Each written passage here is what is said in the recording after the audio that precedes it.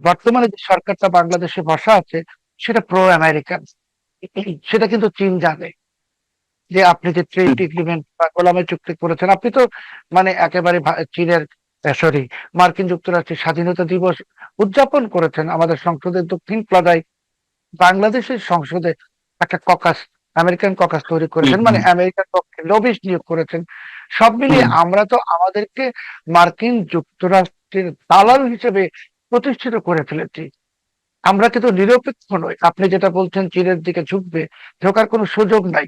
কারণ আমরা নিজেদেরকে খুব উৎসাহী হয়ে মার্কিন যুক্তরাষ্ট্রের দালাল বা গোলাম হিসাবে প্রতিষ্ঠিত করে ফেলেছি। কাজে এই অবস্থা থেকে বের হয়ে আসলে চীন কেন, মার্কিন বিরোধী কোনো ব্লকই আপনাকে সহযোগিতা করবে না। এমনকি ইউরোপীয় ইউনিয়নও করবে না, ব্রিটেনও করবে না। এই সরকারের সবচেয়ে বড় যে সমস্যা, তারা এখন অস্তিত্ব সংকটে। মানে তাদের তো পরিচয় হলো তারা প্রো আমেরিকান রাজনৈতিক দল বেরিয়ে বা আসলো প্রো আমেরিকান জায়গা থেকে বেরিয়ে এলো বর্তমান সরকার। তারা চীনের প্রতিও তো এক ধরনের ঝোঁক রয়েছে। আহ, সেই জায়গা থেকে তারা স্ট্যান্ড পরিবর্তন করলো, সমস্যা কি? তারা প্রো আমেরিকান থেকে বের হয়ে আসেন নাই। আমি তো বললাম যে চীনে আপনি গেছেন, আর তখনই বাংলাদেশের সংসদে দক্ষিণ প্লাজায় হুম, হুম, হুম। আমেরিকার স্বাধীনতা দিবস পালিত হচ্ছে। যখন প্রধানমন্ত্রী যাচ্ছেন চীনে, ঠিক সেই মুহূর্তেই সংসদের দক্ষিণ প্লাজায় আমেরিকার স্বাধীনতা দিবস পালন করছেন। চীনকে কি বার্তা দিলেন আপনি? আপনি এটাই বার্তা দিলেন যে আমরা আমেরিকা, আর আমেরিকা আমাদের। ওই হ্যাঁ, প্রেক্ষাপটে মানে পাশাপাশি এই যে আপনি ঠিক আছে, আপনার কথা ঠিক আছে, কিন্তু পাশাপাশি তো এই বার্তাও দিল যে আমরা ভারতমুখী নই, আমরা চীনমুখী। তাতে চীন চীন চীনমুখী কখনোই চীন গ্রহণ করবে না।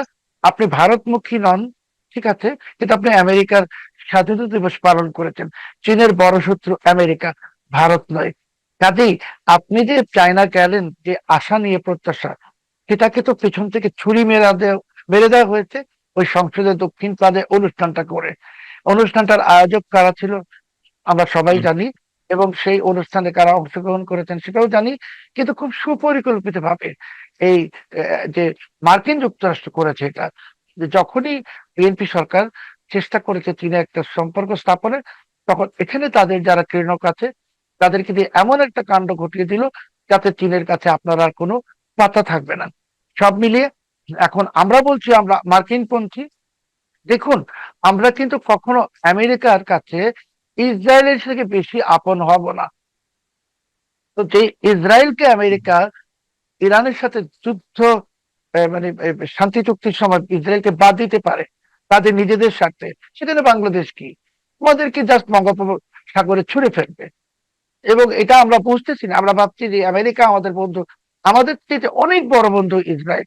একটা কথা। দ্বিতীয় প্রশ্ন দেখুন, যে আমাদের যে মানে মহামহিম মোহাম্মদ ইউনূস, উনি কিন্তু 5 মাস ধরে ক্ষমতার বাইরে।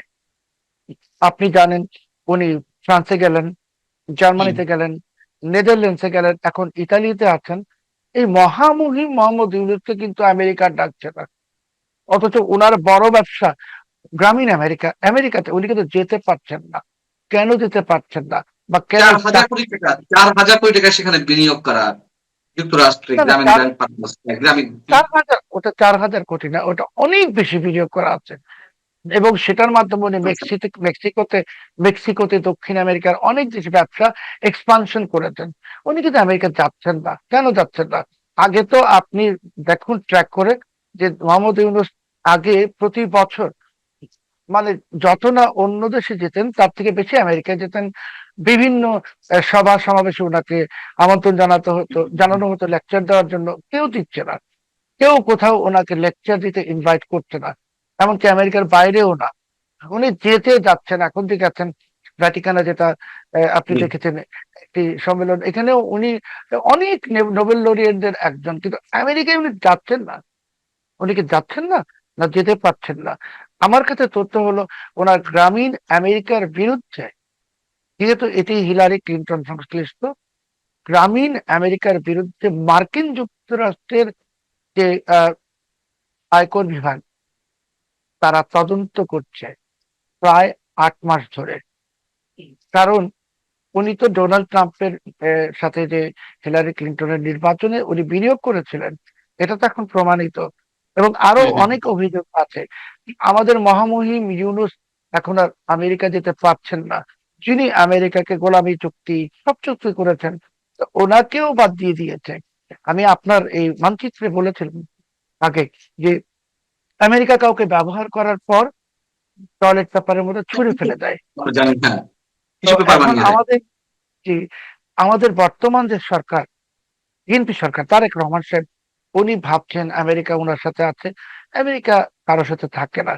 আমেরিকা তার স্বার্থ সিদ্ধির জন্য যতক্ষণ লাগে ততক্ষণ ব্যবহার করে। আর যদি ভাবেন যে আমেরিকা বন্ধু, খলিলুর রহমান আছে। খলিলুর রহমান কে? খলিলুর রহমান কেউ না। আমি তো বললাম যে ইসরায়েলের মতন একটি পরীক্ষিত এবং স্থায়ী মিত্রকে যদি ডোনাল্ড ট্রাম্প বাদ দিতে পারে, সেখানে বাংলাদেশ কি? সামনে যে সময়টা আসতেছে ভীষণ চ্যালেঞ্জিং। পাকিস্তান দুর্বল হয়ে যাচ্ছে এবং পাকিস্তান ভাঙবে কি ভাঙবে না সেটা পরের প্রশ্ন। পাকিস্তান আগামী 2 বছর ইরান যুদ্ধ নিয়ে ব্যস্ত থাকবে। বাংলাদেশে যারা পাকিস্তান নিয়ে উচ্ছ্বাসে ছিলেন তাদের আর উচ্ছ্বসিত হওয়ার কিছু নাই। চীন টাকা দিবে না। চীন করিডোর শুরু করে দিয়েছে। দেখুন, যে এটা কিন্তু আপনি চীনে ঘুরে আসছেন। আপনি আমেরিকার স্বাধীনতা দিবস পালন করেছেন। চীনের জাতীয় ঘোষণা দিয়েছে, করিডোরের কাজ চলছে। এটা হলো কূটনীতি। মানে কূটনীতিতে বাংলাদেশকে একটা আরো বিপদে ফেলে দেয়া।